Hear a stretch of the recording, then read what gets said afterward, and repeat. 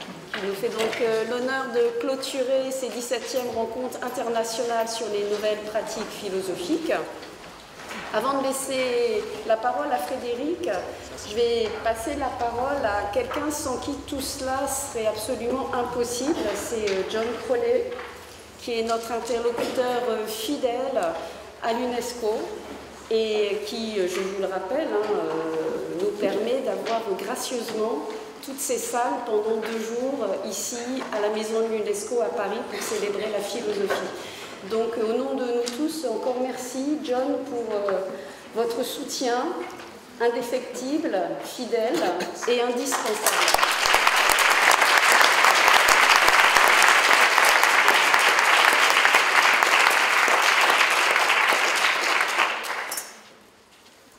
Merci beaucoup, vous êtes très aimable. C'était sincère, hein? Oui, l'amabilité peut être sincère, de même que la sincérité peut être aimable. L'idée selon laquelle toute amabilité serait quelque part hypocrite, c'est finalement le pire des cynismes, n'est-ce pas? Alors, sur les 20 minutes que j'avais prévu de parler, 17 sont déjà passées. Non, je plaisante. Moi, je suis très très content de recevoir à nouveau Frédéric Lenoir. Pourquoi à nouveau? Parce que beaucoup d'entre vous le savez sans doute. Il était déjà venu en 2016 nous faire une conférence qui avait rencontré un très très grand succès. À cette occasion-là, en 2016, il avait partagé la tribune avec la directrice générale, Madame Bokova. Malheureusement, il doit se contenter de partager aujourd'hui la tribune avec moi. Mais évidemment, par définition, c'est au nom de la directrice générale et de toute l'UNESCO que je vous accueille ici. Je suis ravi que vous ayez apprécié ces rencontres qui arrivent à leur fin et elles ne pouvaient trouver meilleure fin que par votre intervention. D'ailleurs, finalement, le compliment le plus concret, c'est peut-être parce que je m'occupe beaucoup de logistique en ce moment que j'y pense de cette manière-là, c'est que nous avons décidé avant-hier de changer la salle pour permettre à plus de gens de vous écouter. Et finalement, du point de vue de celui qui fait de l'événementiel, certains d'entre vous l'avaient peut-être fait à l'occasion, le fait de devoir changer de salle pour passer dans une salle plus grande, c'est le critère ultime du succès.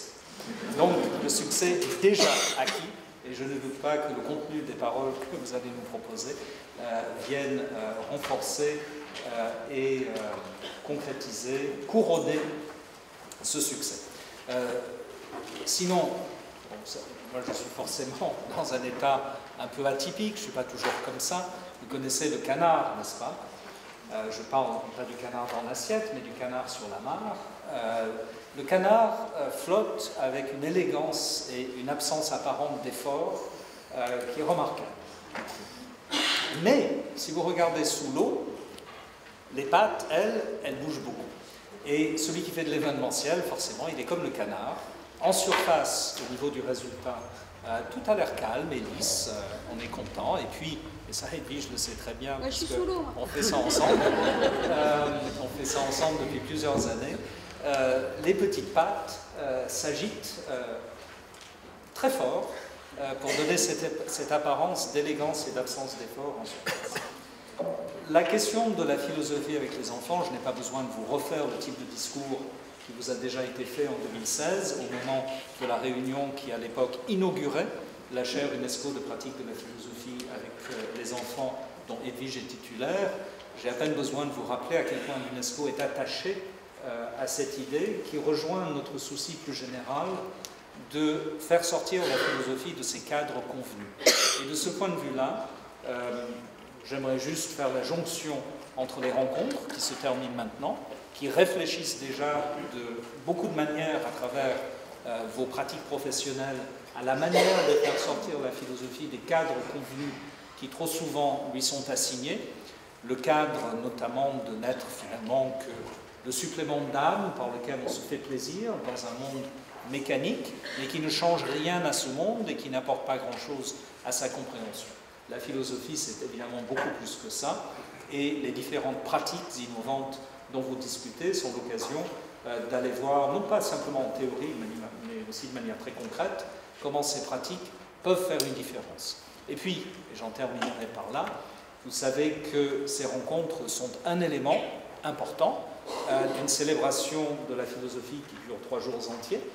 Et j'aimerais, pas simplement par atavisme bureaucratique, mais aussi parce que ça peut vous intéresser et qu'il y a un lien de fond, faire un petit peu la publicité de toutes les choses excitantes que vous avez tout à l'heure, si vous souhaitez rester jusqu'en soirée, pour entendre parler de la Revue des femmes philosophes et des archives sonores du Collège international de philosophie. Et demain, si vous souhaitez entendre parler des sujets les plus divers, dont un film précisément sur les pratiques de la philosophie avec les enfants, mais aussi des liens vidéo avec des bureaux de l'UNESCO un peu partout dans le monde, pour montrer que la journée mondiale de la philosophie est mondiale et pas que parisienne. Et puis, à partir de 19h, si vous voulez passer la nuit avec nous à faire de la philosophie, et je vous rappelle que la nuit de la philosophie est ouverte à tous, qu'elle dure jusqu'à 7h du matin et qu'elle fait volontairement exploser les cadres de la philosophie en la mettant en contact avec l'art, avec la gastronomie et avec le fun, tout simplement. Si vous voulez danser, la boîte de nuit de l'UNESCO sera ouverte. Elle n'est ouverte qu'une fois tous les 2 ans. C'est Hegel, c'est très dansant. Hegel, c'est très dansant. La version rap de Hegel vous étonnera. Il faudrait, du coup, si je la promets, il faut que je la fasse d'ici demain. Dans ce qu'on appelle le mall, qui est un peu plus loin dans le sous-sol, vous pourrez, de 23h à 4h, heure traditionnelle de boîte de nuit, venir festoyer à la manière qui vous convient, mais il y en aura d'autres. Et dernière annonce à cet égard, pour ceux à qui la gastronomie ferait plaisir, le restaurant de l'UNESCO est ouvert de manière tout à fait exceptionnelle demain soir. En général, on peut déjeuner à l'UNESCO, peut-être avez-vous eu ce plaisir, au 7e étage, avec vue sur les toits et la tour Eiffel, l'école militaire, les Invalides, mais c'est toujours fermé le soir. Là, le restaurant sera ouvert en soirée, sur réservation, avec un menu gastronomique spécial. Si vous voulez des informations, vous les trouverez en ligne ou vous pouvez me demander. Et nos collègues de la restauration vous invitent très fort à réserver si vous le souhaitez. Profitez-en, c'est une occasion tout à fait exceptionnelle qui peut s'intégrer de manière à la fois festive et gustativement agréable dans le cycle de la nuit de la philosophie. Avec tous ces mots, sans doute trop nombreux, j'aimerais à nouveau remercier Frédéric Lenoir de nous faire le plaisir d'être ici avec nous et vous inviter à l'applaudir puis à l'écouter.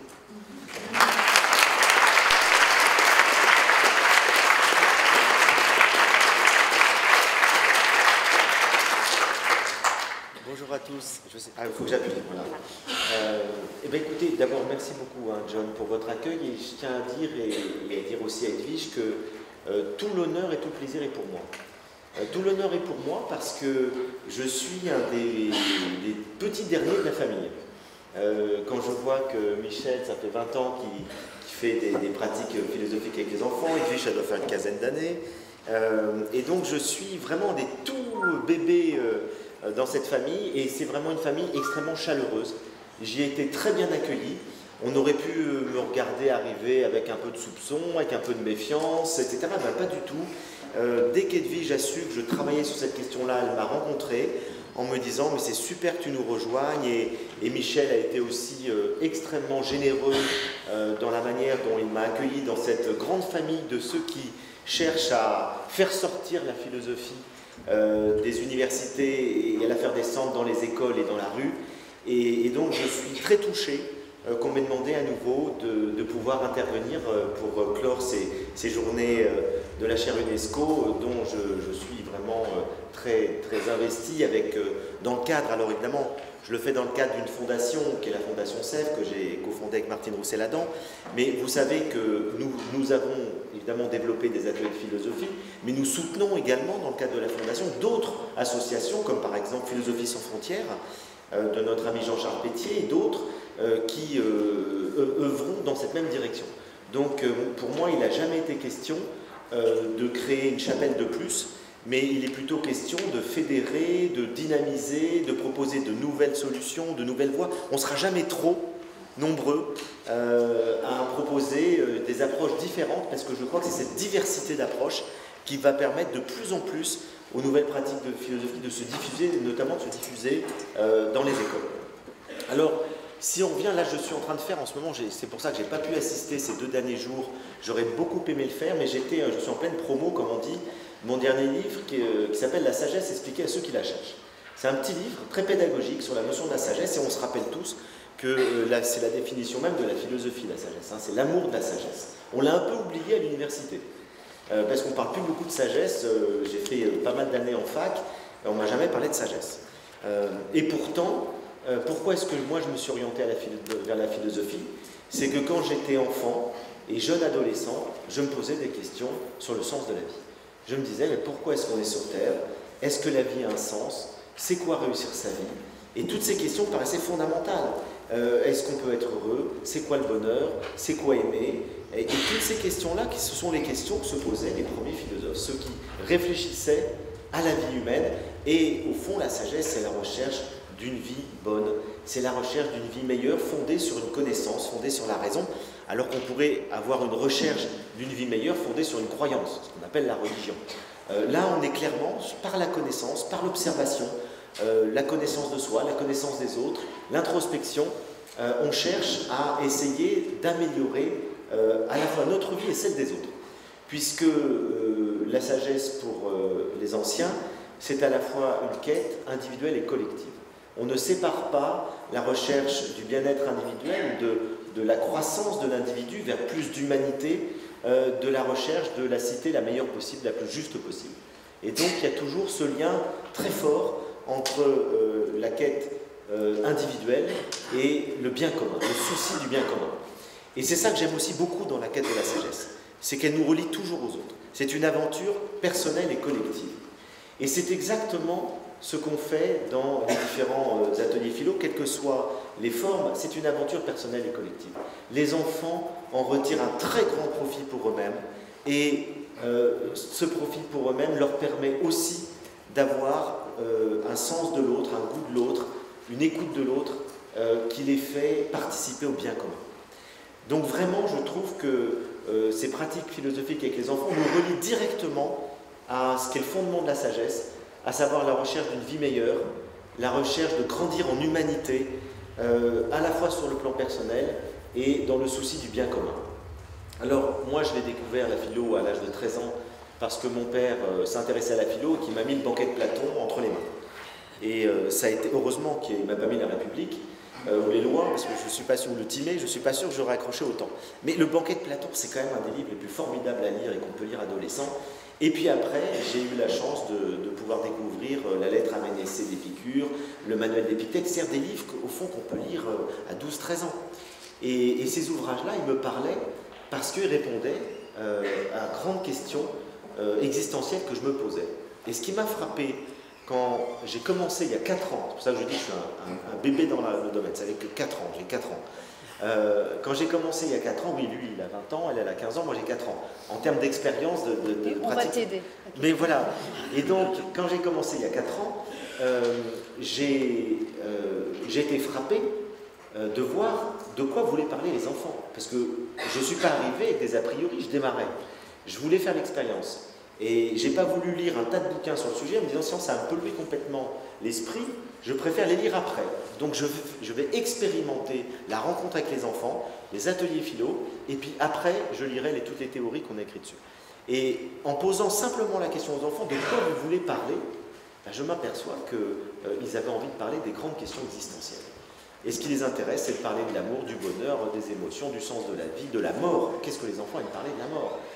Tous ceux d'entre vous, je sais que vous êtes nombreux ici, je pense d'ailleurs, tiens, un petit sondage, tous ceux qui ont déjà animé un atelier de philosophie avec les enfants, est-ce qu'ils peuvent lever la main? Je vois, bon bah voilà, c'est 90%. Donc, vous avez expérimenté aussi bien que moi à quel point il y a des sujets sur lesquels les enfants aiment énormément parler. Si on leur laisse le choix, ils parleraient sans doute de la mort en premier, et puis du bonheur, et puis du sens de la vie. Donc on voit que ces questions-là sont fondamentales pour les enfants, parce que c'est des questions qu'ils ne peuvent pas aborder facilement. Et quand ils parlent de ça, ou qu'ils veulent parler de ça avec leurs professeurs ou les parents et tout, ben on leur dit, ben, écoute, on ne sait pas trop. Et donc c'est difficile de répondre à ces questions, mais ça les travaille. Ce sont des questions fondamentales qui fait qu'on est humain parce qu'on se pose ces questions.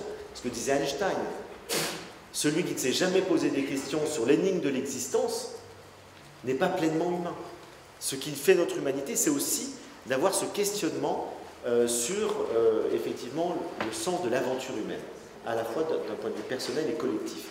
Et donc les enfants se posent ces questions. Et un des premiers bienfaits qu'on voit, une des premières vertus des pratiques des ateliers avec les enfants, c'est qu'enfin, ils ont un espace où ils peuvent à la fois questionner et dire ce qu'ils pensent sur ces sujets-là.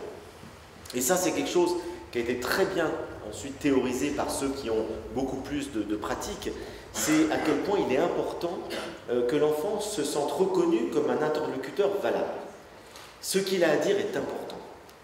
Il n'est pas là pour être jugé, il n'est pas là pour être répété, il n'est pas là pour être noté, il est là simplement parce que ce qu'il a à dire est important.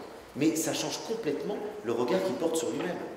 On sait tous aujourd'hui, grâce au progrès de la psychologie, notamment positive, à quel point l'estime de soi est essentielle pour mener une vie bonne, pour essayer de réussir sa vie.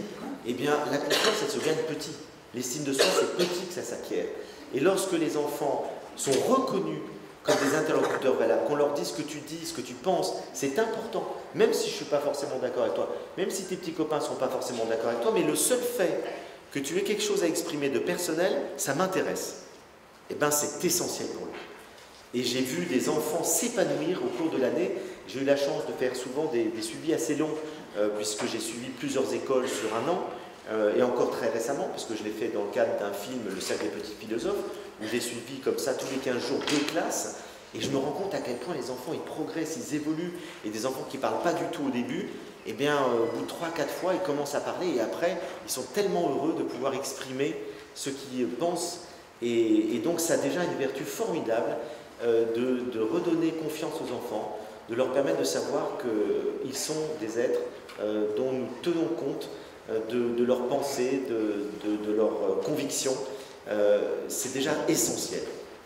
Et puis la deuxième chose qui m'a beaucoup frappé dans ces expériences, c'est de voir comme l'écoute se développe. Au début, ils ne s'écoutent pas beaucoup. Ils répètent indéfiniment ce que les autres ont dit. On voit très bien qu'il n'y a pas toujours eu une bonne écoute de ce qui a été dit avant. Et puis progressivement, et là je pense que l'animateur a un rôle fondamental, nous ce qu'on pense on s'en fiche, mais par contre la manière dont on va mener l'atelier va être fondamentale pour justement éduquer les enfants à s'écouter, à être réceptifs. Et j'ai vu progresser aussi tout au long de l'année la qualité d'écoute des enfants. Où au départ ils voulaient tous parler, et puis après ils avaient entendu quelque chose qui les avait fait réfléchir et ils avaient moins envie de parler parce qu'ils étaient en train de réfléchir à ce que l'autre avait dit et ils ne répétaient pas forcément la même chose. Et donc je me dis, c'est quand même une des vertus fondamentales de ces ateliers, c'est de leur apprendre aussi non seulement à avoir confiance en eux, mais aussi à s'apercevoir que ce que les autres ont à dire est très important pour eux. Et qu'on co-construit la pensée humaine. Ce qu'on fait très bien dans l'histoire de la philosophie. Lorsqu'on fait des études de philo en terminale et autres, on fait que ça. On fait que ça. On fait que écouter ce qu'ont dit les êtres humains qui ont réfléchi à la vie avant nous. Et donc on apprend tout ce que les philosophes qui nous ont précédés ont pensé. Mais les enfants, ils commencent à le faire avec leurs copains de classe. Et donc ils s'aperçoivent que tiens, ce que dit un tel, ça me touche, j'y avais pas pensé, ça me fait aller plus loin. Et ça se passe rarement dès le premier atelier. Il faut toujours plusieurs ateliers pour qu'ils se rendent compte de cette importance. Et je me suis un peu renseigné sur les études scientifiques. Vous savez quand on continue à en faire, c'est très important. Dans le cadre de CEV, on va mener aussi des études scientifiques sur ce qu'apporte, ce que change la pratique des ateliers philo. Mais il y en a qui ont été faites déjà, et notamment à l'École internationale de Genève, où notre ami Michel Sasseville a formé des profs depuis déjà belle lurette. Et donc ils ont fait des études sur des classes qui avaient suivi des ateliers philo, je crois toutes les semaines pendant 1 an, et d'autres qui n'en avaient pas suivi. Et ils m'ont dit les résultats, ce qui les a le plus étonnés dans les résultats, ils pensaient que le principal apport des ateliers philo, c'était le développement d'esprit critique. Et le résultat des enquêtes scientifiques a montré que le principal apport des ateliers philo, c'est la qualité d'écoute. Les enfants qui avaient mené des ateliers philo savaient beaucoup mieux écouter les autres que ceux qui n'avaient pas suivi d'atelier philo. Donc et ça m'a à la fois surpris et pas surpris. Pas surpris parce que je l'ai observé, mais effectivement, je n'aurais pas dit que c'est l'apport numéro 1 qui apparaissait dans une étude scientifique. Il faudra que ce soit corroboré par d'autres études, et il y en a sans doute déjà d'autres que je ne connais pas, qui peuvent nous donner d'autres indications. Mais ça me semble essentiel, puisque Michel Tolzi s'est beaucoup intéressé à la question de la démocratie et a toujours considéré que les ateliers philo étaient des laboratoires de citoyenneté et de démocratie. Et il a totalement raison, parce que la démocratie, ça commence dans l'écoute de l'autre. Et que si on n'est pas capable de s'écouter, si on n'est pas capable de considérer que les autres peuvent m'enrichir, on ne pourra jamais rentrer dans un débat constructif. On sera toujours dans une confrontation des opinions, des émotions, et on sait très bien ce que ça donne. Il suffit de regarder les plateaux télé pour voir ce que c'est que le niveau zéro de la démocratie. Alors que ça suppose justement une qualité d'écoute. Moi je sais par exemple, vous savez que je fais souvent des émissions de télé, il y a des émissions où on ne m'invite jamais. Par exemple Ruquier. Et il dit tout le temps, aux attachés de presse, on n'invite pas parce qu'il est trop consensuel. Nous, on aime la polémique, on veut des gens qui s'engueulent sur le plateau. Et moi, quand j'entends quelqu'un et que je ne suis pas d'accord, je l'écoute. Ça m'intéresse et je me dis, mais peut-être qu'il a raison.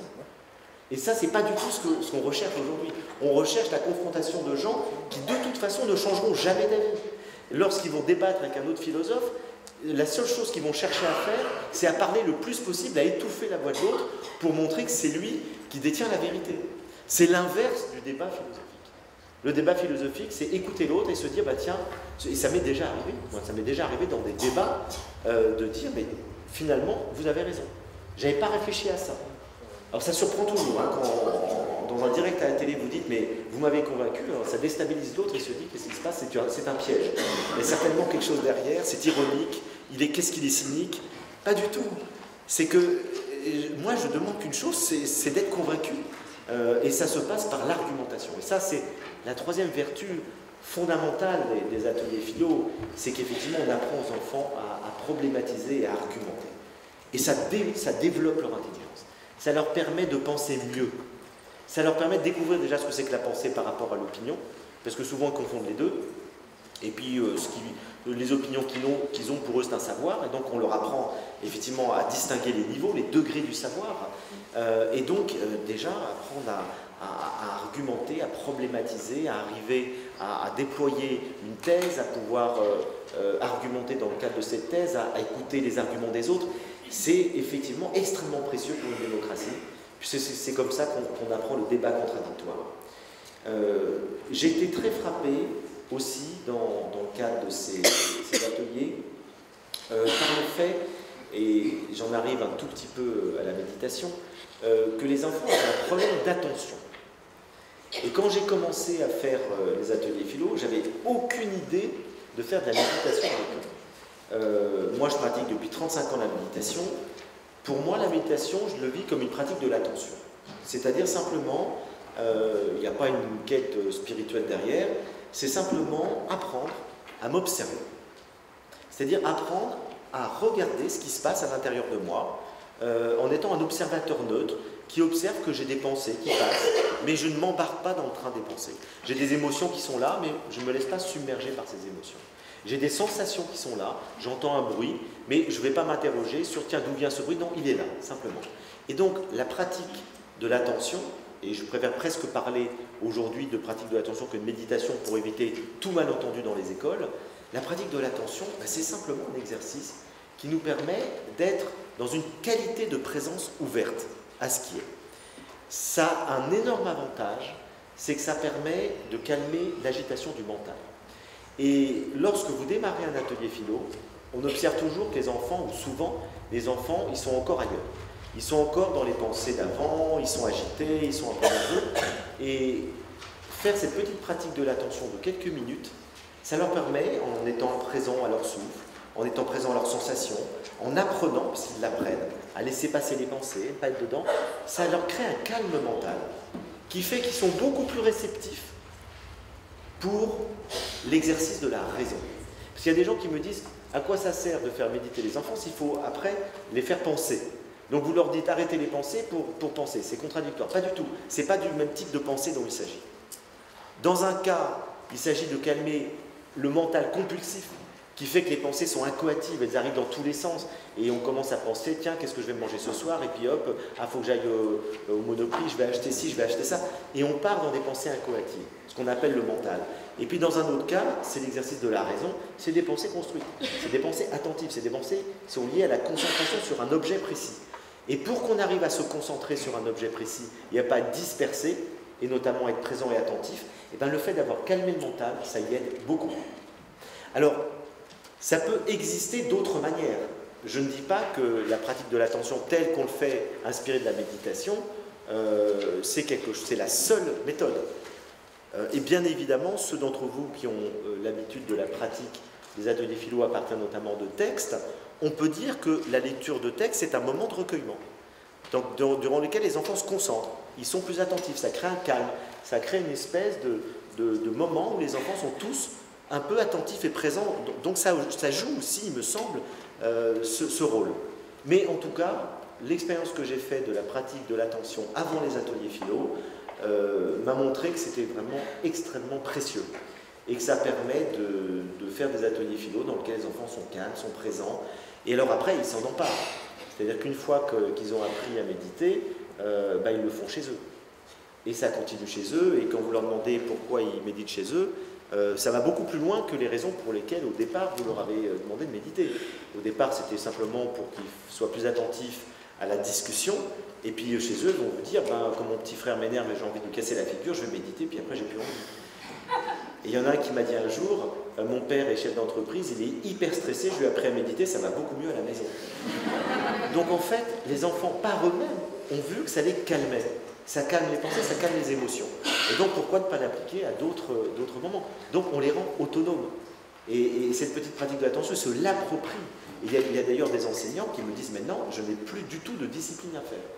Dès que les enfants sont nerveux, agités, ils disent, madame, est-ce qu'on peut méditer? Elle dit, bon oui, ok, pendant 2 minutes, et après ils reprennent. Donc vous voyez, il y a des écoles, on le sait, aux États-Unis, à Baltimore et autres, ils ont changé complètement l'ambiance scolaire en faisant de la méditation tous les jours. Donc moi je crois que vraiment les deux vont tout à fait de pair, sont extrêmement complémentaires, ça peut exister séparément bien entendu, mais je crois que l'association des deux, pratique de la méditation comme ça, d'attention, et pratique de la philosophie, ça se complète très très bien. C'est pour ça donc dans le cadre des ateliers Sève, on lit les deux, et vous savez qu'on le lit aussi avec la pratique de la bienveillance, parce que moi il y a une chose qui m'a quand même frappé quand j'ai fait des ateliers philo, c'est que dans certaines classes, je voyais les profs qui étaient submergés, qui avaient du mal à sortir, qui hurlaient sur les enfants, en disant mais monsieur, ils appelaient les enfants monsieur ou madame, taisez-vous, ceci, vous allez sortir. Et je me disais mais il y a quelque chose qui ne va pas. Et c'est vrai qu'on sait très bien que lorsqu'on a une relation bienveillante à l'enfant, il est beaucoup plus réceptif. Et ça change complètement le climat de confiance avec l'enseignant. Et j'ai vu à l'inverse d'autres enseignants extrêmement calmes, extrêmement bienveillants avec les enfants et qui n'avaient pas du tout besoin de faire de l'autorité. Et elle était naturelle, l'autorité. Et ça n'empêche pas que de temps en temps, on peut dire non, je ne suis pas d'accord, et là tu arrêtes. Mais le ton change tout. Et le ton, il relève d'une qualité d'être. Puisque ces enseignants, je pense notamment à une enseignante à Pantin, qui avait des classes très difficiles, c'est incroyable l'autorité qu'elle avait. Elle obtenait vraiment ce qu'elle voulait des enfants, alors qu'ils étaient a priori des enfants à problème. Mais elle avait une présence, une confiance en elle, une sérénité qui faisait que les enfants, ils adhéraient. Ils se sentaient à la fois respectés et à la fois ils sentaient qu'il y avait une autorité, une vraie force naturelle et ils respectaient l'enseignant. Donc je crois que tout ça se travaille. C'est pour ça que nous, on travaille sur la relation bienveillante à l'enfant, la pratique de l'attention, l'atelier philo. Alors pour revenir aux pratiques philosophiques, il y a quand même une grande question qui se pose. Et c'est un débat qui va être de plus en plus fort de nos jours. C'est la question, est-ce qu'on peut appeler ça de la philosophie? Et vous savez qu'il y a des gens qui sont notamment très bien placés au ministère, pour ne pas les nommer les inspecteurs généraux de philosophie, qui sont unanimement contre. Ils pensent qu'on ne peut pas appeler atelier de philosophie ce que nous faisons avec les enfants. Et c'est intéressant de les écouter, parce que, je vous l'ai dit tout à l'heure, moi j'écoute tout le monde. Et donc j'ai cherché à comprendre leurs arguments. Et leurs arguments sont simples. Pour eux, on peut vraiment appeler philosophie ce qui est une argumentation fondée sur une connaissance, sur un savoir, qui est déjà celui de l'histoire de la philosophie. C'est-à-dire que le philosophe, à partir du moment où on est déjà capable de lire ceux qui ont pensé avant nous, et donc il faut qu'on ait un langage, un vocabulaire déjà élaboré, ce qu'on peut avoir dès la classe de la 3e ou seconde, et puis il faut être capable de lire ceux qui nous ont précédés pour pouvoir dire qu'on fait vraiment de la philosophie. Donc la philosophie s'inscrit forcément dans une histoire et dans la lecture et la capacité de conceptualiser ce que les autres ont conceptualisé avant nous. C'est un très bon argument. Est-ce qu'il est décisif? Et j'ai beaucoup réfléchi, parce que je me suis dit, mais peut-être parce qu'ils disent, continuez de faire des ateliers, les appelez pas philosophie. Appelez ça des ateliers de réflexion, sur des débats, etc. Très bien, mais surtout pas philosophie. Eh bien, je pense, ayant bien réfléchi au sujet, qu'il faut absolument se battre pour maintenir le terme philosophie. Ouf, tu me fais petit. Je vais vous dire pourquoi. J'annonce que je suis contre. Parce que je pense que ce qui est exprimé derrière cette hostilité à la dénomination de philosophie dans les pratiques avec les enfants, c'est quand même une certaine conception élitiste de la philosophie, qui est réservée quand même à des gens capables de, parce qu'ils ont développé des capacités intellectuelles supérieures aux autres, qui leur permettent de lire Kant et Spinoza, et que donc si on peut lire Kant et Spinoza, on est capable vraiment de faire de la philosophie, mais sinon on n'est pas capable. Et ça, je pense qu'il y a quand même, ce ne sera jamais dit comme ça, mais je pense qu'il y a cette conception élitiste. Ne rendons pas trop populaire la philosophie, parce qu'on fait partie d'une élite. On est fiers, on a fait 10 ans d'études de philo, attendons. On a fait, généralement ces gens-là, ils ont fait quand même normal sup, l'agrégation et tout, ils en ont bavé. On ne va pas rendre accessible à tout le monde, ce qui fait qu'on en a chié pendant des années. Donc finalement, je pense que derrière tout ça, il y a un peu ça. Il y a quand même de l'élitisme, restons entre nous. Quant à l'argument de dire, on ne peut philosopher que si on connaît ce que les autres ont dit avant nous, je trouve que ça ne tient pas du tout. Parce que qu'est-ce que c'est que la philosophie? Revenons encore une fois aux sources. Et on sait tous que ce que nous disent Platon et Aristote, la philosophie, elle naît avec l'étonnement. Elle naît avec l'émerveillement. Et parce qu'on s'étonne, parce qu'on s'émerveille, parce qu'on est surpris, on questionne. Et parce qu'on pose des questions, on va commencer à rechercher par la raison des réponses, on va ensuite être capable de problématiser, on va être capable de raisonner et on va argumenter. Parce qu'on va chercher à convaincre les autres, non pas simplement par une croyance ou une opinion, mais par un argument recevable. Et ça repose sur l'idée que la raison est universelle et que tout être humain doué de raison est capable de philosopher. Et on sait très bien que les enfants sont doués de raison et qu'ils ont des fulgurances philosophiques et qu'ils sont capables de tenir des raisonnements absolument étonnants, très très jeunes. Et quand on a observé ça, on se dit, mais pourquoi dire que ce n'est pas de la philosophie? Puisque c'est simplement le début de la philosophie. Alors évidemment, ils n'utiliseront pas le langage d'un philosophe qui a 25 ans ou 30 ans et qui est capable de connaître un vocabulaire extrêmement pointu. Mais ils le cherchent, ce langage. On a tous fait l'expérience des enfants qui cherchent le mot. Ils ne trouvent pas le mot, mais ils savent qu'il y a un mot pour dire une pensée qui n'est pas celle qu'a dit le voisin. Et donc ils sont à la recherche du mot juste. Et souvent, moi, il m'arrive de leur donner un coup de main, de leur dire le mot. Et ils disent, par exemple, je me souviens d'un enfant qui me disait, mais l'amour, c'est pas une émotion, mais c'est une émotion qui dure. Et ça s'appelle un sentiment. Ah, c'est le mot que je cherchais. Et donc, très souvent, les enfants, ils cherchent le mot, mais ils ont compris que tel concept n'est pas la même chose que tel autre concept, mais ils n'ont pas le mot. Et en tout cas, ils ont compris la différence. Et je suis très frappé, très souvent, moi, de voir que les enfants redécouvrent, dans le cadre d'un atelier philo, des vérités, entre guillemets, philosophiques, très profondes. Ils redécouvrent des argumentations qui ont été données par des grands philosophes dans des ouvrages qui souvent sont difficiles à lire, et pourtant, le processus rationnel qui a amené à telle conclusion, il peut être très simple. Je donne souvent 2 exemples, je m'excuse pour Edwige, qui a déjà assisté à plusieurs conférences. Et j'en ai marre. Elle n'en peut plus. Ce sont des exemples tellement forts. Il y en a plein d'autres, mais je préfère rester sur ceux-là pour ceux qui ne les ont pas entendus, parce qu'ils sont, pour moi, un peu archétypales de ce que c'est que la redécouverte d'une argumentation philosophique qui a vraiment existé dans l'histoire de la philosophie, qu'on peut redécouvrir à l'âge de 6 ans. Ces enfants de 9 ans à Paris avec qui je fais un atelier philo sur le thème « Qu'est-ce qu'une vie réussie ?» Déjà, il y en a un qui me dit, tout de suite, première réponse, c'est mourir sans regret. Je dis ça, je le note, parce que je n'y avais pas pensé. Donc il y a des fulgurances. Mais ça, c'est des fulgurances, ce n'est pas encore une argumentation. Et puis, plusieurs commencent à dire une vie réussie, c'est vraiment être heureux. C'est si on a réussi sa vie, c'est qu'on a été heureux. Et donc, il l'associe à l'idée du bonheur, ce qui est une très bonne réponse. Et puis, il y en a un qui dit, je ne suis pas d'accord avec ça. Alors c'est là que ça devient intéressant dans l'atelier philo, c'est dès qu'il y a un débat qui s'installe. Il dit, je ne suis pas d'accord parce que regardez, on était juste après les attentats du Bataclan, les terroristes, ils ont tué des gens et ils étaient heureux. Et ils sont morts heureux d'avoir tué des gens. Eh bien, je ne peux pas dire qu'ils ont réussi leur vie. Alors je lui dis, pourquoi tu dis ça? Et il me dit, parce que pour moi, réussir sa vie, c'est pas simplement être heureux de manière égoïste. Alors pourquoi? On creuse et puis les autres questionnent.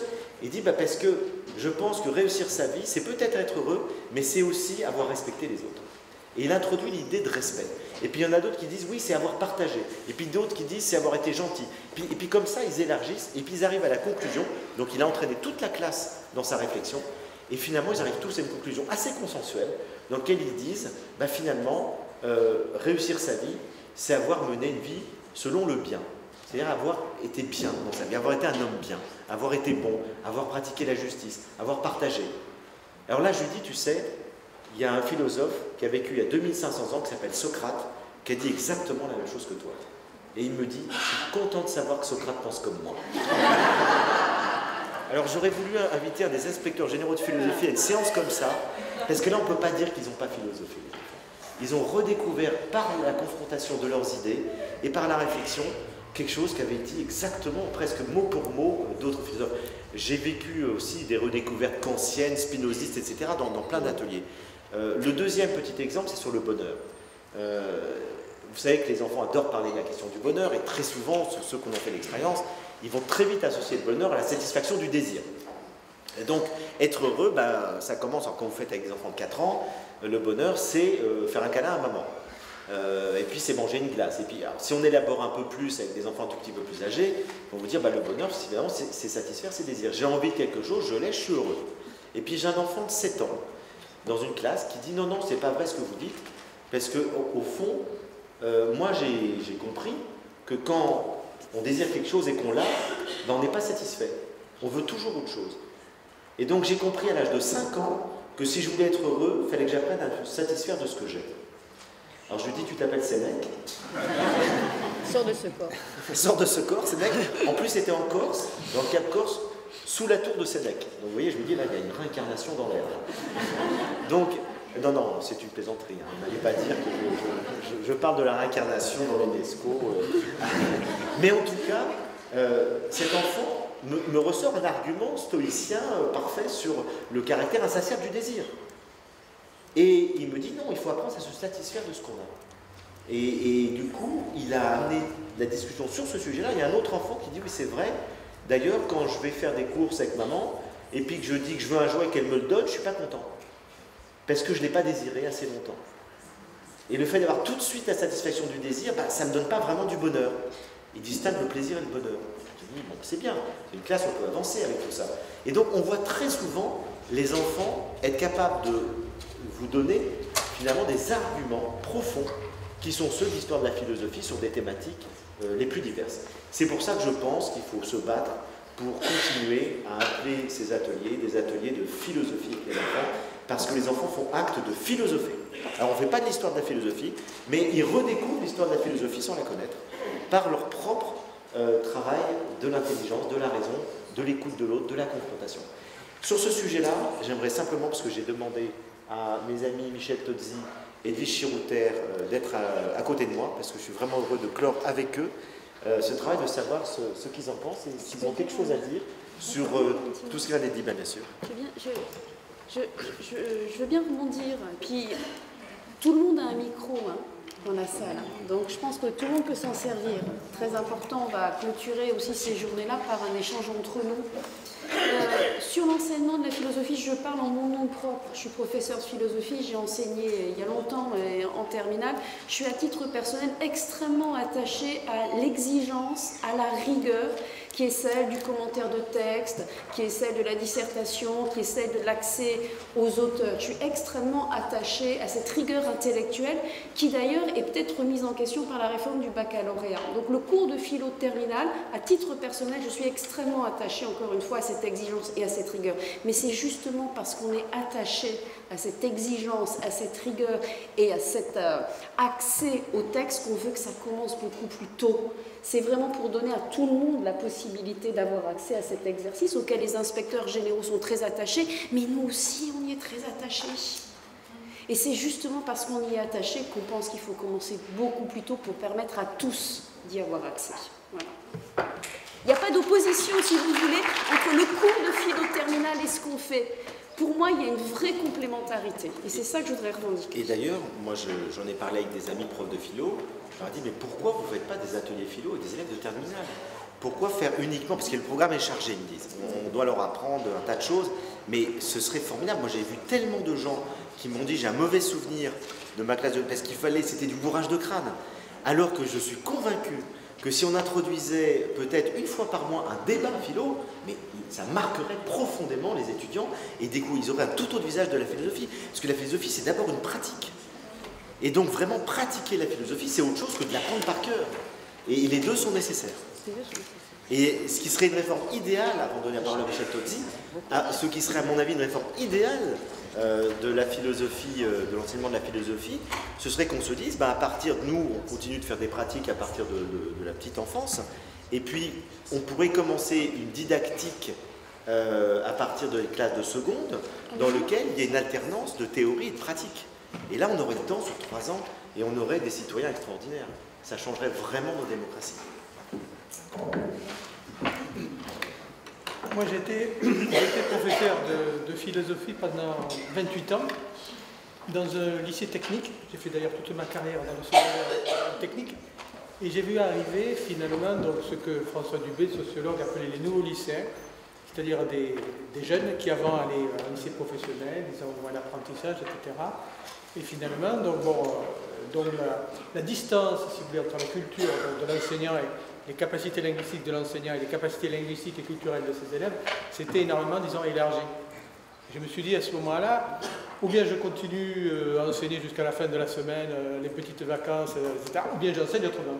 Et tout le challenge, moi, qui m'a intéressé en tant que prof de philo, c'est-à-dire comment on peut rendre accessible la philosophie à des élèves qui jusque-là n'y avaient pas droit.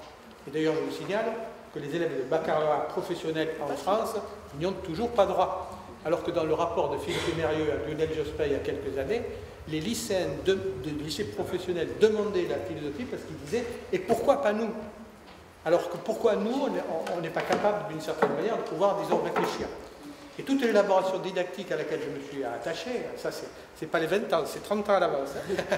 Mais j'ai 30 ans. C'est précisément cette question-là, comment rendre l'accès à la philosophie démocratique.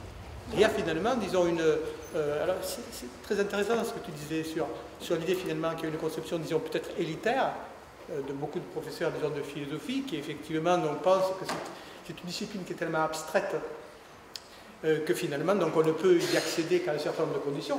Moi, ce que je constate sur le terrain, c'est que les gens qui se sont mis à faire de la philosophie à des enfants, c'est les gens qui étaient dans des SECPA, dans des zones d'éducation prioritaire, etc. C'est quand même curieux. Et si on de réfléchir qu'une philosophie qui est réputée finalement, disons, pour être abstraite, eh bien, elle a été appropriée quelque part par des enseignants qui, eux, avaient affaire à des élèves qui étaient en difficulté ou en échec scolaire. Et parce que les élèves ont redemandé. Parce qu'ils avaient trouvé finalement, disons, le moyen par lequel, partant de sujets qui les intéressent, parce que ce sont des sujets existentiels qui concernent tous les hommes et chaque homme, le problème de la motivation, disons, se réalisait par le fait qu'ils se rendaient compte à ce moment-là qu'en parlant sur ces problèmes existentiels, ils étaient écoutés, disons, par le prof, ça les revalorisait, il y avait une espèce de renarcissisation, si vous voulez, etc. Et au lieu de se sentir nuls, parce que finalement ils étaient un petit peu rejetés par l'école lors de leur résistance scolaire, ils ont commencé à se redresser physiquement. Je dis, moi j'ai vu dans une classe d'atelier, si vous voulez, donc que j'animais, des élèves qui sont en indélicatesse avec la police, etc., qui se redressaient physiquement. C'est-à-dire qu'au départ, ils étaient là complètement avec la casquette et tout, etc. Alors, on était d'ailleurs dans un appartement, parce qu'ils étaient rattachés administrativement au collège, et quand ils avaient rentré dans la salle, on les enfermait à clé pour pas qu'ils partent, etc. Et je les ai vus progressivement, j'ai la vidéo, donc c'est extrêmement intéressant. Comment sont physiquement ces élèves à plus 5 minutes, à plus 10 minutes, à plus 20 minutes et à plus 50 minutes. Et bien vous les voyez se redresser physiquement. C'est une expérience qui m'a absolument, disons, frappé. On discutait sur le bonheur. Pour eux, c'était simple, le raisonnement. On est heureux quand on a de l'argent. Mais si on n'a pas d'argent, comme on n'en a pas, on en pique. Voilà. Et moi, tout mon problème, c'était arriver à trouver dans leur propre expérience à eux, une expérience où ils pouvaient éprouver le sentiment du bonheur alors qu'il n'y avait pas d'argent. Et là, il y a des élèves qui ont dit, ben oui, moi j'ai ressenti, etc. Alors, c'est extrêmement, disons, intéressant. Parce que ça veut dire finalement que le corps ici, il est symbolique. C'est-à-dire quelque chose qui se redressait dans leur corps était le symbole de quelque chose qui se redressait quelque part dans leur... Au fond, ils redécouvraient une dignité, la dignité de l'être pensant, la dignité du pense-être, de l'être qui pense. Et je crois que cette expérience-là, au fond, plus on aura commencé tôt, plus les élèves feront l'expérience de ce que Jacques Lévin, reprenant Descartes, appelle le cogito, c'est-à-dire l'idée qu'on est un paraître d'être qui parle, mais qui ne fait pas que parler, mais qui pense, parce qu'on peut parler sans penser. Et tout le problème de la didactique de la philo, ça va être d'ajouter au langage des exigences intellectuelles dont parlait Edwige. Et c'est ça qui est intéressant.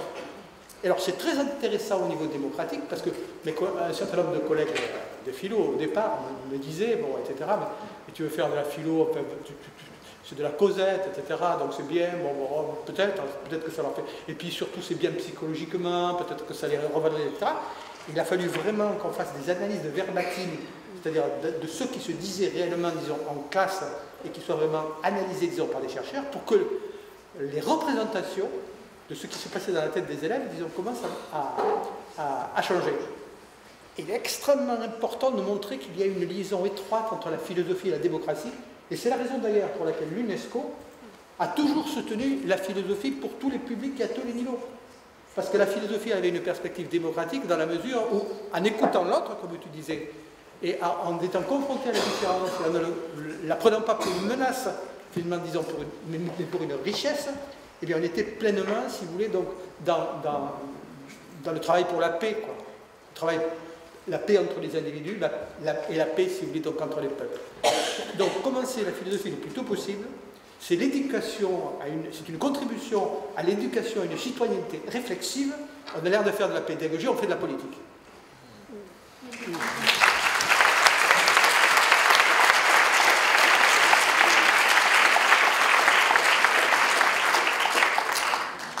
C'était justement le sujet sur lequel je voulais conclure mon intervention. C'est effectivement ce caractère éminemment politique de la philosophie, et je voudrais faire un petit détour par Spinoza. Vous savez que je suis assez spinoziste, et Spinoza en a eu l'intuition de manière extraordinaire, puisqu'au XVIIe siècle, il est le précurseur, le pionnier des Lumières. C'est un des tout premiers penseurs à nous dire le meilleur système politique, ce serait finalement une démocratie qui sépare la religion du politique et qui garantisse la liberté de conscience et d'expression. Il a tout dit, c'est-à-dire qu'il a défini le politique moderne. Et en même temps, dans l'éthique, son autre ouvrage majeur, après le traité théologique et politique, il va nous dire l'essentiel, c'est d'arriver à éduquer les citoyens pour qu'ils soient capables d'avoir une intelligence, un discernement qui leur permet finalement de voter de manière intelligente et responsable, et qui leur permet de ne pas être uniquement pris par leurs affects et de ne pas voter avec leurs affects, de ne pas être dans une sorte de vote émotionnel qui fait que finalement on peut avoir la meilleure démocratie du monde, et on peut très bien, si on vote avec nos affects sans discernement, on peut très bien élire démocratiquement des dictateurs ou des démagogues. Hitler a été élu démocratiquement à cause d'une émotion forte, le ressentiment du peuple allemand après le traité de Versailles. Trump, plus près de nous, a été élu démocratiquement à cause de la colère et de la peur d'un certain nombre d'Américains. Et donc finalement, il a totalement raison. Pour que nos démocraties soient vivantes, pour qu'elles fonctionnent, pour qu'on élise des gens qui ne soient pas des dictateurs ou des démagogues, il faut être capable de penser par soi-même, il faut avoir un discernement, il faut être capable de penser ses émotions, ses affects et de les dépasser dans certains cas. Et cela nous amène vraiment à une éducation de l'humain. C'est vrai, c'est là l'enjeu de la philosophie, c'est d'éduquer l'humain en nous pour qu'il soit plus humain, pour qu'il soit plus responsable, pour qu'il ait plus de dignité, plus de discernement, plus de responsabilité. Les démocraties ne fonctionnent que si nous sommes des individus responsables. Sinon, on est des suiveurs et on va être manipulé par n'importe qui.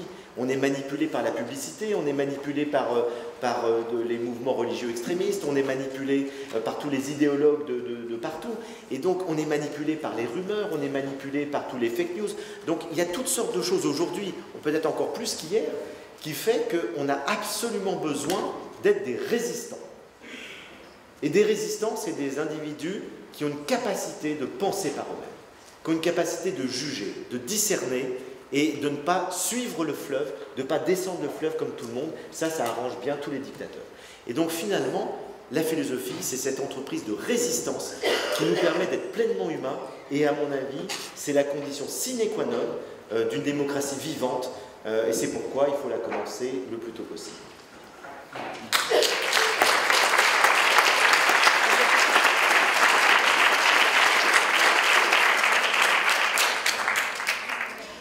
Quelques questions. Voilà. Ou remarques. Ou remarques, ou témoignages. Ou remerciements pour moi.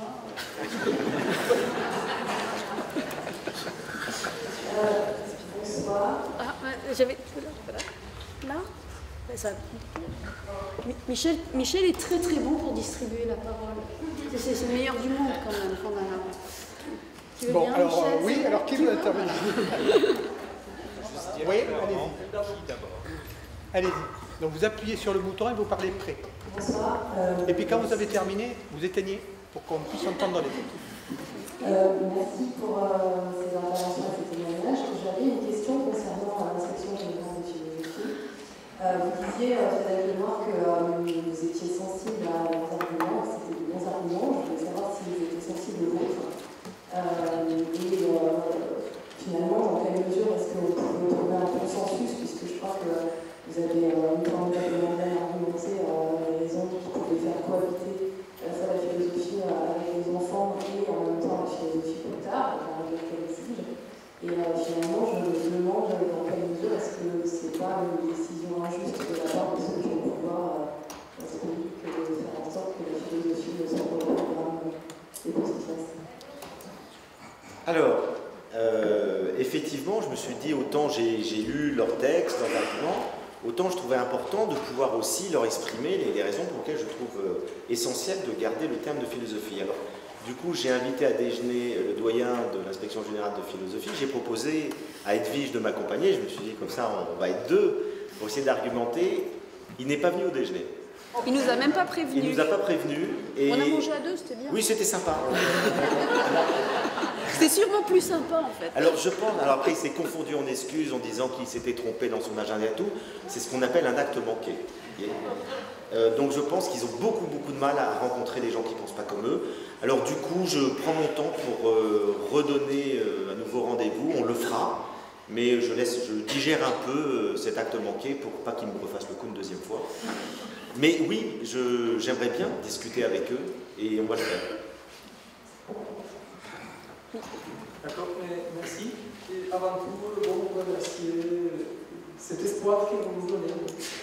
Moi, ce qui me ramène ici, c'est mon travail, un projet aussi d'utiliser la philosophie justement avec des jeunes qui sont en situation d'insertion professionnelle, c'est-à-dire quitter l'école, j'essaie dans mon dispositif de mener un projet de philo avec des particularités spécifiques à ce public. Donc du coup, je vais tout de suite dans cette propos de la démocratisation de la philosophie. Finalement, j'avais une question pour monsieur Benoît. Je vais faire un peu l'avocat du diable, si c'est possible. Bon, je vais faire le méchant.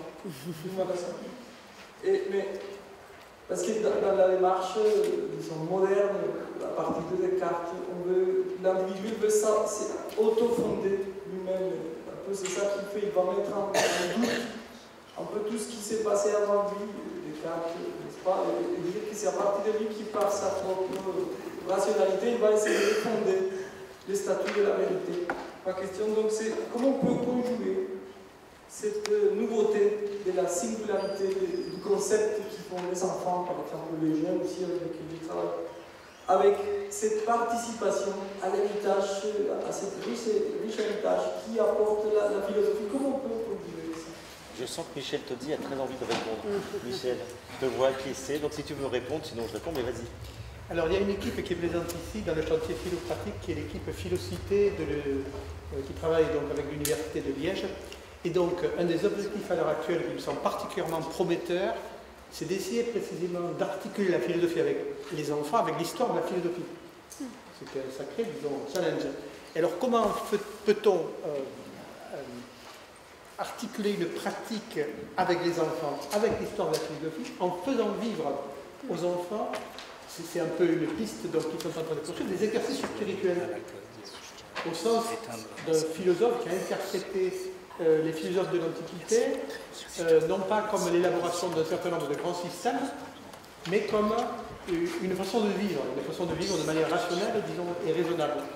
Donc, cette question des exercices spirituels est très intéressante. Moi-même, j'ai vécu un atelier qui était animé par Gaël Jamard, qui nous a fait vivre les exercices spirituels du stoïcisme, auquel elle avait ajouté quelques exercices aussi, disons, des épicuriens, et elle alternait d'une certaine manière donc ce que nous vivions avec quelques éléments, disons, théoriques, mais qui étaient pour nous adultes, mais qui peuvent être simplifiés, disons, pour les enfants.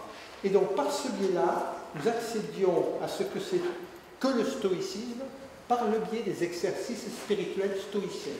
Donc ça, c'est une voie à l'heure actuelle qui a été peu explorée pour la philosophie avec les enfants, mais qui est extrêmement, disons, prometteuse.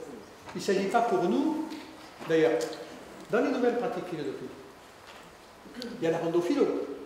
Ça vaut la peine rien, la randophilo, les péripatéticiens qui parcouraient à Socrate, qui se promenaient dans les rues, etc., qui discutaient avec les autres, etc., c'était un péripatéticien. La randophilo, c'est à la fois un renouvellement et une continuité.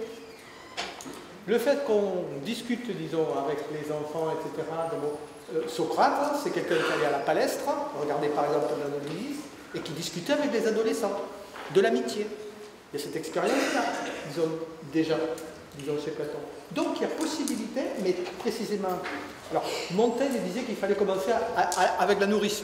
Alors lui, il y allait fort. Hein. Ce que Montaigne désirait, Mathieu Liman l'a fait. Ça, c'est extrêmement intéressant. Et il l'a fait avec une histoire de la philosophie qui était implicite, disons, dans les romans qu'il a écrits. C'est-à-dire que c'est en tête, c'était un philosophe, avec toutes les problématiques philosophiques qu'il a écrites dans ses romans, mais de manière implicite et non pas explicite. Et jamais on ne parle de théorie philosophique et il ne parle pas non plus, disons, des différents philosophes. Mais la philosophie est liée implicitement, disons, dans ses romans. Donc c'est déjà une tentative. On peut certainement peut-être aller plus loin. Et la voie qui me semble intéressante, c'est les exercices spirituels. Alors, prenez exercices spirituels, non pas au sens spirituel, disons religieux, etc. C'est-à-dire le fait de vivre des expériences de pensée, des expériences de vie qui nous amènent précisément à réfléchir.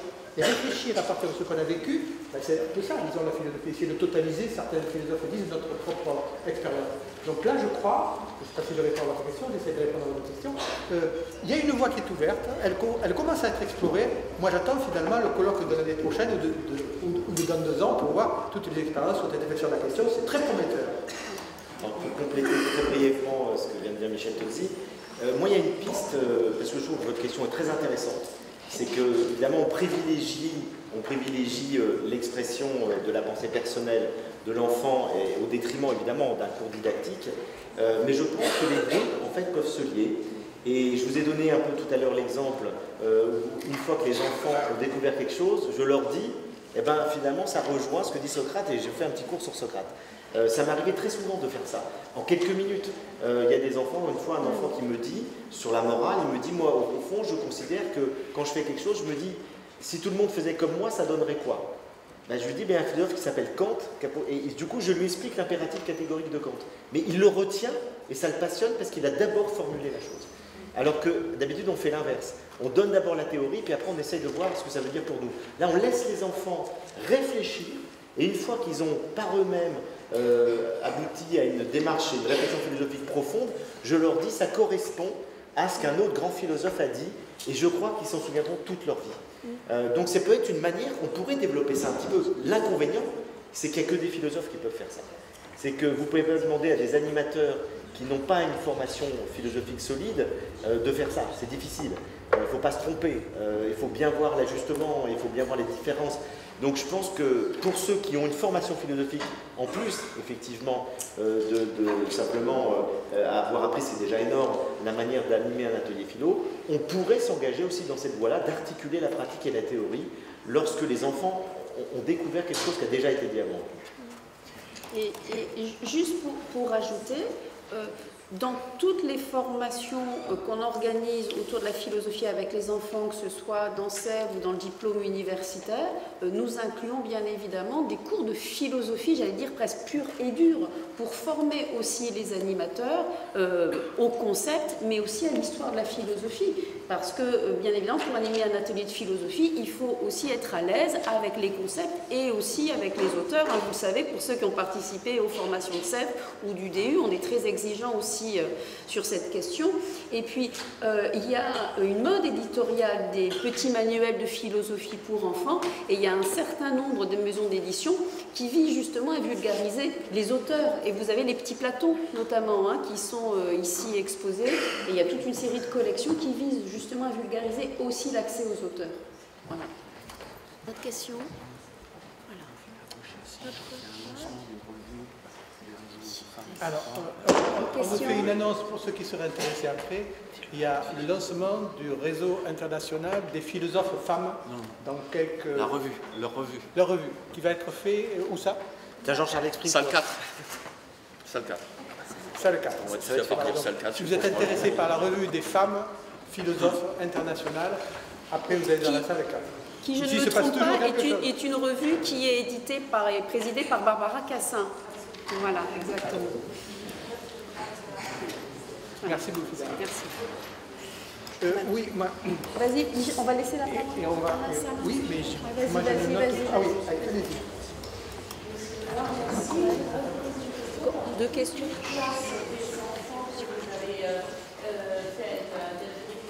Est-ce que vous avez été frustré au moins une fois de ne pas pouvoir avancer comme vous voulez? Et si vous avez ces frustrations, est-ce que vous n'avez pas été tenté de recommencer ou du moins de refaire cette classe pour pouvoir mieux avancer? Ah mais ça arrive très souvent, les frustrations dans les ateliers philo. Parce qu'il y a des fois on sent qu'on est mal parti et qu'on patine. Et on se dit, et puis mais comment remonter la pente, comment essayer de reproblématiser les choses pour que les enfants aillent vers une réflexion qui n'est pas simplement du témoignage qui s'accumule. Donc les frustrations, elles sont très souvent là. Et c'est pour ça que je dis que l'avantage de ce qu'il faut faire, c'est de la continuité.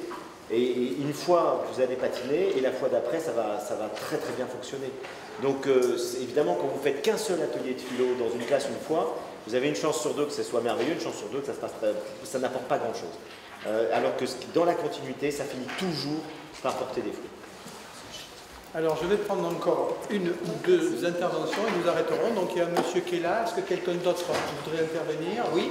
Voilà, donc deux interventions. Allez-y, monsieur.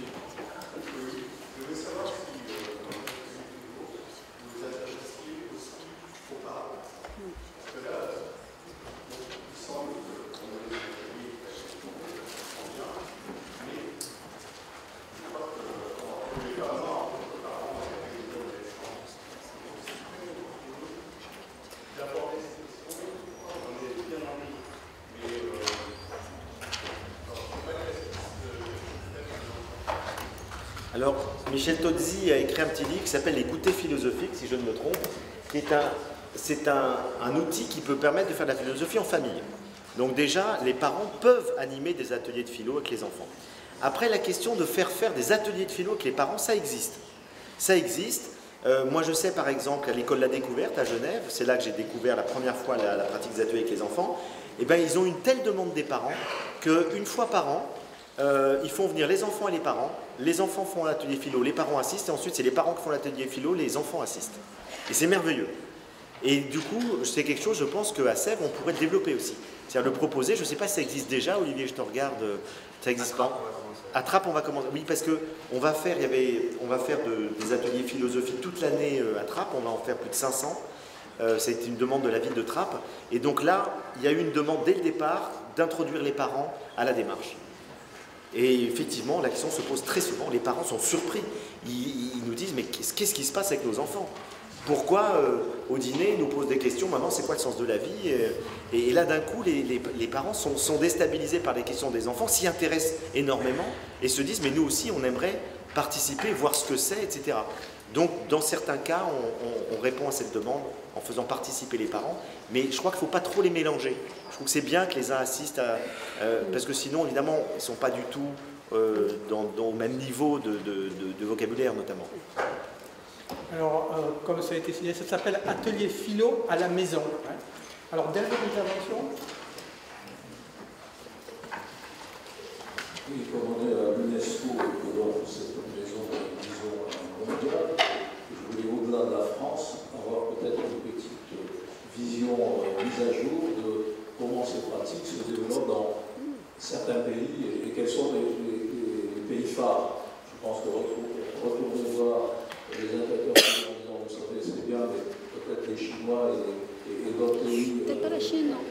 avancent plus fortement. Peut-être que c'est pas possible de déstabiliser ces gens-là, peut-être de remettre un peu de doute. Alors, je donne la parole à Edwige qui connaît mieux le sujet que moi. Non, mais là, il y a une très grande différence aussi parce qu'on entend philosopher et enseignement de la philosophie. Donc, ce serait difficile de comparer ce qui n'est pas forcément comparable parce que parfois la philosophie est assimilée à l'idéologie et la philosophie est aussi assimilée à la théologie. Donc c'est pas il y a une vraie spécificité de l'enseignement de la philosophie en France.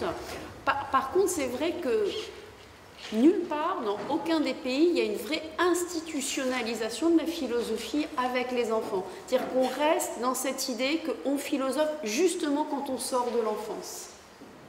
Ça, c'est quand même assez partagé.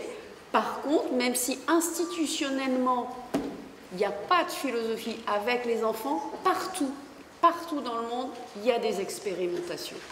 C'est vraiment une vague internationale qui est très liée à la fois, à mon avis, à une représentation de l'enfant qui est un interlocuteur valable, qui est un sujet qui est digne d'écoute, digne de respect, digne de parole. Donc c'est très lié à une représentation anthropologique de l'enfant. Et puis c'est très lié aussi sûrement à une appétence à la fois de sens dans un monde de plus en plus insensé et de démocratie. Donc je pense qu'il faut, je vais finir sur quelque chose de chouette, il faut garder espoir, on va dans le bon sens, voilà, je pense que c'est nous qui avons raison, l'avenir nous donnera raison, on est là, on résiste et merci à vous, parce que c'est vous qui tous les jours, au quotidien, pratiquez la philosophie avec les enfants et c'est surtout grâce à vous que tout ça va pouvoir changer. Donc merci à vous. Merci.